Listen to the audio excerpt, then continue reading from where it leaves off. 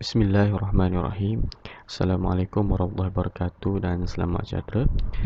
Apa khabar murid-murid? Hari ini kita berjumpa dalam Flip Classroom Sains tahun 5. Tajuk yang kita akan belajar hari ini ialah tenaga yang boleh dibaharui dan tenaga yang tidak boleh dibaharui.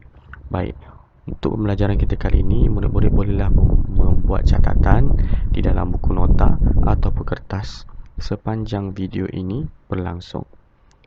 Kita pergi kepada pembelajaran kita pertama, iaitu objektif pembelajaran kita. Apa objektif pembelajaran kita kali ini?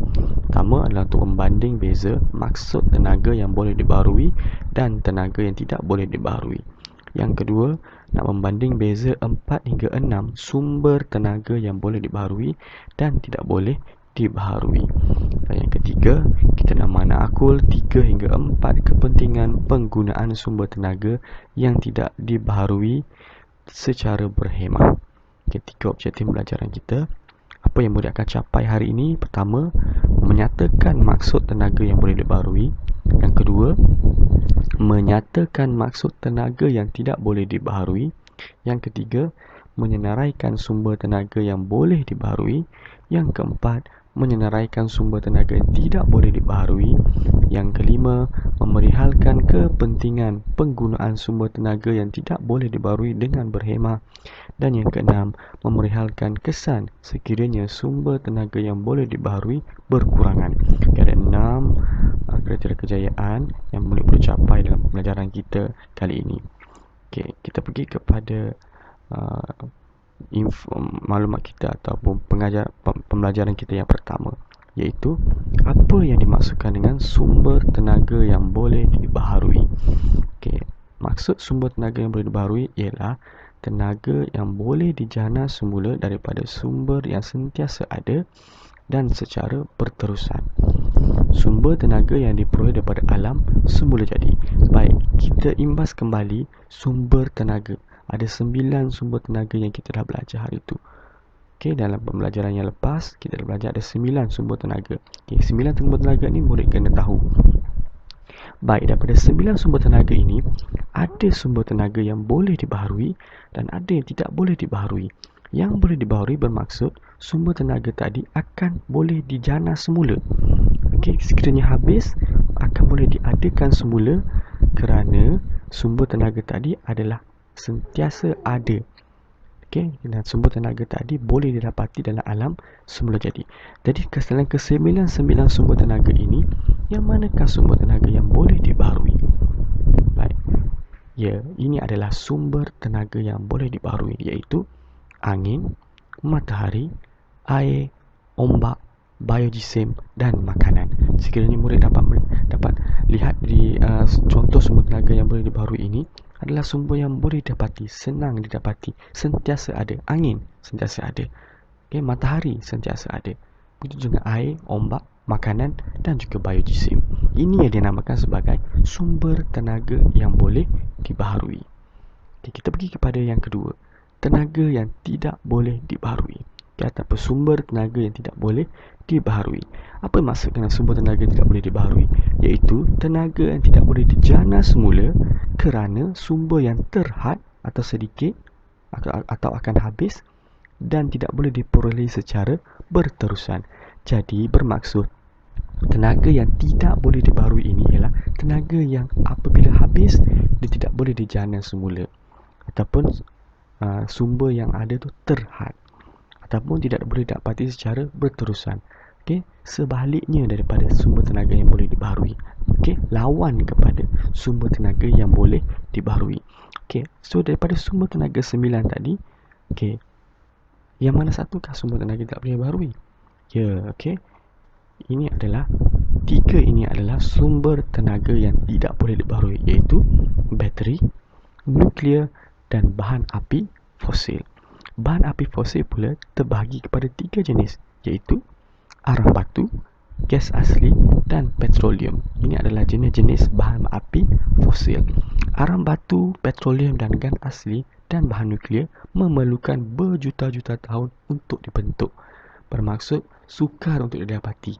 Okay, tidak seperti angin, tidak seperti air. Okay, so sekiranya habis, kita kena tunggu berjuta-juta tahun lagi untuk kita dapatkan balik sumber tenaga tadi. Itu yang dinamakan sebagai tenaga yang tidak boleh dibaharui. Okey, murid-murid? Faham? Okey, kita pergi kepada bagaimana tenaga di jana daripada sumber tenaga yang tidak boleh dibaharui ini. Okey, yang pertama, kita bagi contoh ialah penjanaan tenaga elektrik daripada arang batu. Okay, kalau cikgu murid-murid tengok balik tadi, arang batu ialah sejenis bahan api fosil. Okay, di Malaysia, kita memang menggunakan arang batu untuk menjana tenaga elektrik. Okay, ini adalah 4 proses bagaimana tenaga elektrik dijana daripada arang batu. Yang pertama, arang batu diangkut ke loji jana kuasa. Okay, di sini. Yang kedua, arang batu dibakar. Haba yang dihasilkan akan menukar air kepada steam. Okay, arang batu tadi dibakar, hasilkan haba. Haba tadi akan menyebabkan air dalam ni akan bertukar menjadi steam. Okay, steam tu adalah sejenis gas. Okay, seterusnya steam akan menggerakkan turbin. Ini turbin. Okay, steam tadi yang panas tadi akan menggerakkan turbin di sini. Okay, so bila turbin tu bergerak, dia akan menyebabkan generator. Ini generator ini. Okay, generator pun akan menjana tenaga elektrik. So ini akan berlaku. Lagi banyak tenaga arang batu kita bakar, lagi banyaklah turbin yang akan berpusing dan menjana, generator ini akan menjana tenaga elektrik. Ini yang berlaku di negara kita dan banyak-banyak negara lain. Bagaimana tenaga elektrik dihasilkan daripada sumber tenaga yang tidak boleh dibaharui, iaitu arang batu. Sama juga dengan bahan nuklear. Ada negara luar menggunakan bahan nuklear menggantikan arang batu, diletakkan bahan nuklear iaitu batu uranium. Okay, batu uranium dibakar. Sama juga proses seperti ini untuk menghasilkan tenaga elektrik. Cuma kekurangannya ialah bahan uranium adalah bahan yang radioaktif, bahan yang berbahaya kepada manusia dan persekitaran. Okey. Baik. Ambil buku nota masing-masing. Boleh tak murid-murid senaraikan balik, tuliskan balik apa yang dimaksudkan dengan tenaga yang boleh dibaharui. Yang kedua, tenaga yang tidak boleh dibaharui. Okey, seterusnya murid-murid buat jadual ini, cuba banding bezakan sumber tenaga mana yang boleh dibaharui, sumber tenaga mana yang tidak boleh dibaharui. Okey, murid boleh pause dulu video ini, tulis dahulu, kemudian baru kita semak jawapan. Baiklah, ini jawapan yang sepatutnya murid-murid tulis dalam buku nota masing-masing. Tenaga yang boleh dibaharui ialah tenaga yang boleh jana semula daripada sumber yang sentiasa ada dan secara berterusan. Tenaga yang tidak boleh dibaharui ialah tenaga yang tidak boleh jana semula kerana sumber yang terhad dan tidak boleh diperoleh secara berterusan. Okey, ini pula adalah senarai tenaga yang boleh dibaharui. Okey, ada 6. Manakala ini pula senarai tenaga yang tidak boleh dibaharui. Ada 3. Okey, tahniah pada murid-murid yang berjaya menulis dengan betul.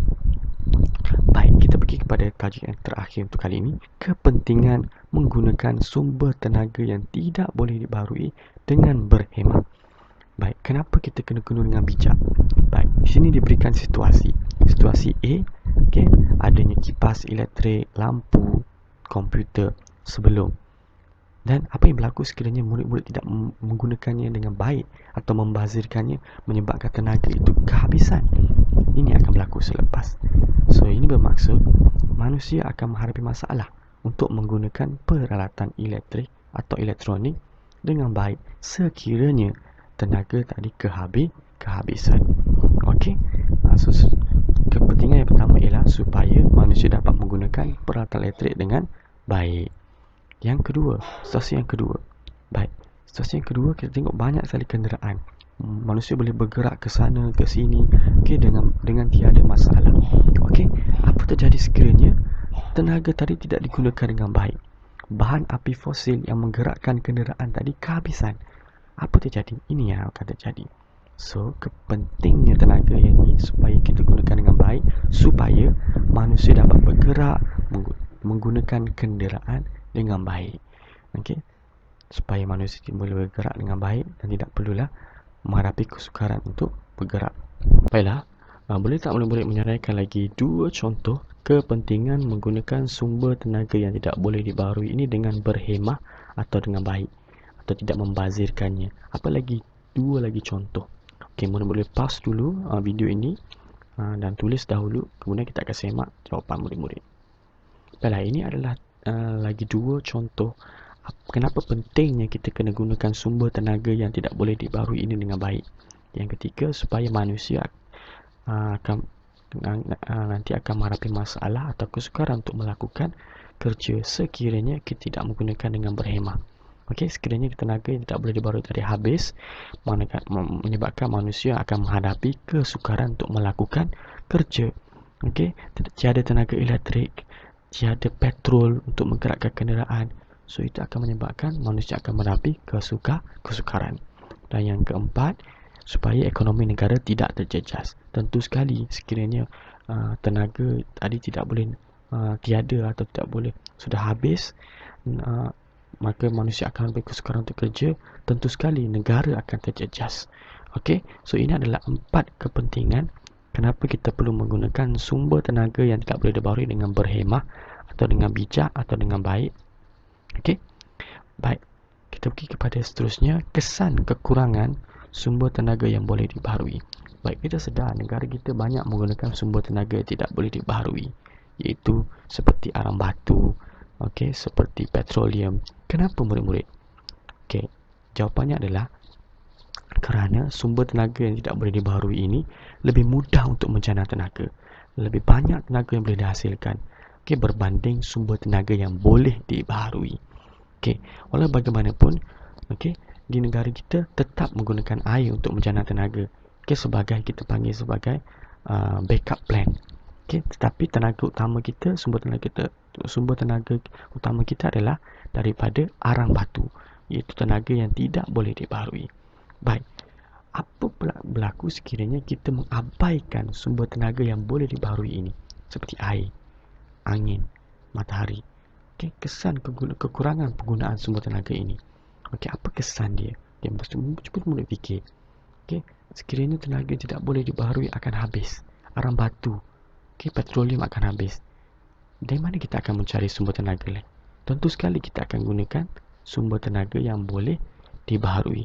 So kita tidak boleh abaikan sumber tenaga yang boleh dibaharui. Malah kita kena fikirkan bagaimana cara untuk kita menghasilkan tenaga yang banyak daripada sumber tenaga yang boleh dibaharui ini. Okey, baik, ini adalah beberapa kemungkinan akan berlaku kesan sekiranya kita kekurangan sumber tenaga yang boleh dibaharui. Yang pertama, manusia perlu bergantung sepenuhnya kepada sumber tenaga yang tidak boleh dibaharui, dan ini akan menyebabkan kesukaran kepada manusia kerana sumber tenaga yang tidak boleh dibaharui ini akan habis. Okey. Yang kedua, pencemaran udara akan semakin meningkat kerana penggunaan tenaga yang tidak boleh dibaharui. Kita sedar bahawa sumber tenaga yang tidak boleh dibaharui ini akan menghasilkan pencemaran kerana mereka dibakar, arang batu, petroleum dibakar untuk menghasilkan tenaga. Baik, berbanding dengan sumber tenaga yang boleh dibaharui. Sumber tenaga yang boleh dibaharui adalah berasal daripada alam semula jadi ia tidak menghasilkan pencemaran. Jadi sekiranya manusia tidak menggunakan atau kurang menggunakan sumber tenaga yang dibaharui, maka akan menyebabkan pencemaran udara semakin meningkat. Yang ketiga, manusia akan menghadapi masalah kekurangan tenaga. Seperti saya sebut tadi, sumber tenaga yang tidak boleh dibaharui ini akan habis. Sekiranya manusia tidak menggunakan sumber tenaga yang boleh dibaharui, tentu sekali manusia akan menghadapi masalah kekurangan tenaga. Jadi kesimpulannya ialah sumber tenaga yang boleh dibaharui sangat penting, okey, kepada kehidupan kita, sebagai masa depan kita. Jadi kita perlulah mencari alternatif, mencari jalan bagaimana untuk menghasilkan sumber tenaga yang boleh dibaharui ini, okey, dengan kos yang jimat dan lebih banyak menghasilkan tenaga. Okey, baik, itu adalah penerangan berkenaan dengan tajuk kita hari ini, iaitu tenaga yang boleh dibaharui dan tenaga yang tidak boleh dibaharui. Sekarang, okey, ini adalah tugasan yang murid perlu selesaikan dalam tempoh seminggu ini. Tugasan satu ialah dalam buku teks muka surat 80. Okey, murid-murid perlulah menyalin soalan ini. Okey, soalan dan jawab soalan A, B, C dan D. Untuk soalan D, murid-murid tidak perlu menyediakan Microsoft Excel. Murid-murid bolehlah menggunakan buku latihan sahaja. Bina satu carta pie, okey, ataupun seminar satu capai dalam buku latihan murid sahaja. Okey, berdasarkan soalan ini. Okey, itu adalah tugasan yang pertama. Tugasan yang kedua adalah, okey, murid-murid perlu salin soalan ini, okey, yang terbagi pada A, B, C dan D dalam buku latihan dan kertas masing-masing. Okey, setelah selesai, seperti biasa, murid-murid snap gambar dan send kepada link yang akan saya berikan nanti. Okey, itu sahaja untuk tajuk kita pada kali ini, iaitu tenaga yang boleh dibaharui dan tenaga tidak boleh dibaharui. Semoga murid-murid telah berjaya membuat catatan dalam buku nota untuk murid-murid baca lagi di kemudian hari. Okey, untuk murid-murid buat ulang kaji seterusnya. Okey, itu sahaja untuk kelas kita kali ini. Kita berjumpa lagi di lain hari. Sekian, terima kasih.